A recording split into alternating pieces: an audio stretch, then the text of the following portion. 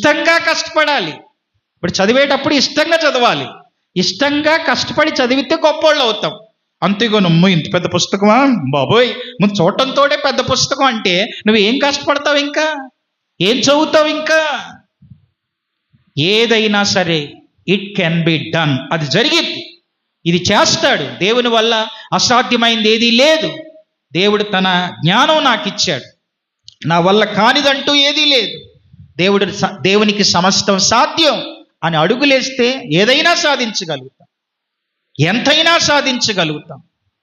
కనుక నీకంటూ ఒక చరిత్ర ఉండాలి, నీకంటూ ఒక ప్రత్యేక పేజీ ఉండాలి. నువ్వే అసలు ప్రపంచంలో నీలాంటి మనిషి ఇంకోళ్ళు ఉన్నారా చెప్పు? ప్రపంచంలో దాదాపుగా 850 పైచిలుకు కోట్ల మంది ఉన్నారు. నీలాంటి మనిషి ఉన్నారా? నీ ఫింగర్ ప్రింట్స్ మరొకరితో మ్యాచ్ అవుతాయా? నీ కళ్ళు మరొకరితో మ్యాచ్ అవుతాయా?